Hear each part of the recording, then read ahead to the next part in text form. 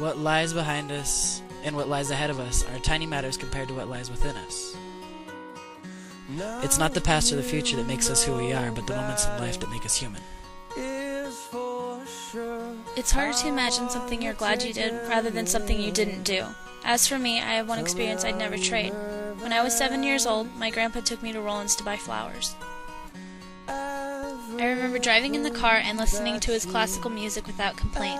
He would tell me all of his gardening secrets. He always told me to cut the flowers 5 leaves down from the stem so that they'd grow back twice as colorful. And they always did.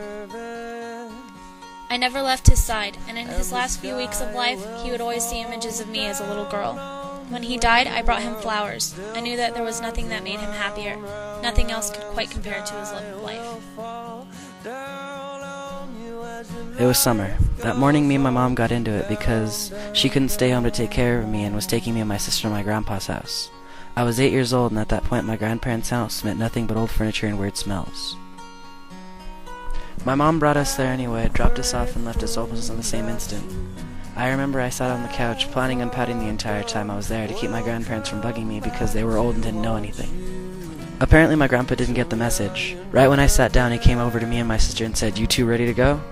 I had no clue what he was talking about, but shortly after my attitude changed, replaced with curiosity and excitement.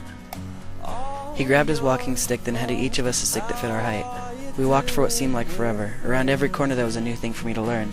Strangely enough, my old grandpa, who was supposed to know nothing about the world, knew about every one of these things. We ended our journey in front of a huge body of water. Grandpa told me it was the Rio Grande. We camped out next to it while my grandpa told us old stories from when he was my age.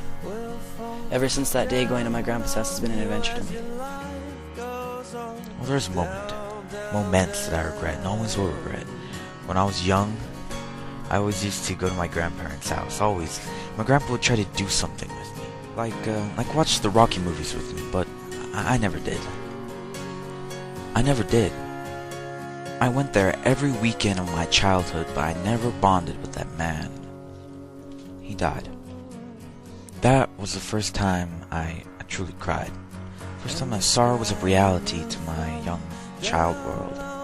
Now when I look at his picture, his smile, his laugh, his grief, I don't remember Candelario Montaño.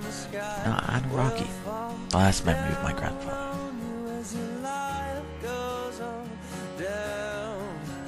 There are moments in life that we regret, and there are moments that we don't, but every moment makes us who we are.